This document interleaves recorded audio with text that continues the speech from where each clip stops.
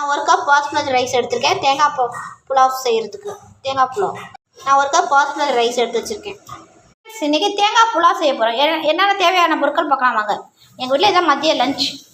சன்னமாக நறுக்கின பெரிய வெங்காயம், புதினா, பச்சை மிளகா, ஒரே ஒரு தக்காளி, கொத்தமல்லி, தாளிக்க பட்டை, கிராம்பு, அன்னாசிப்பூ, முந்திரி, இஞ்சி பூண்டு பேஸ்ட்டு, மெயின் டிஷ்ஷு இதான் தேங்காய் பால். நல்லா அரைச்சி கெட்டியாக வச்சுருக்கோம் 1 கப்பு.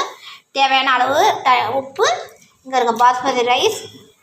இப்போ நல்லா காயுது. இப்போ நம்ம 2 ஸ்பூன் நெய் ஆட் பண்ணிக்கலாம் வாங்க.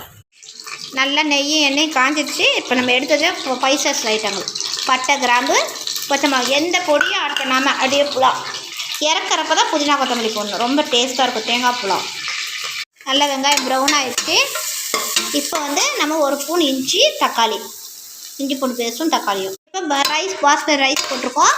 வெங்காயம், தக்காளி, இஞ்சி பூண்டு பேஸ்ட் நல்லா வணங்கிடுச்சு. நம்ம அளந்து வச்ச தேங்காய் பால். நான் 1 கப்பு தேங்காய் பால், 1 கப் நார்மல் தண்ணி, 2 கப்பு 1 கப் ரைஸ்க்கு 2 கப் தண்ணி ஆட் பண்ணுறேன். தேவையான அளவு உப்பு. எந்த பொடியும் ஆட் பண்ணக்கூடாது தேங்காய் புலாவ் சாதத்துக்கு.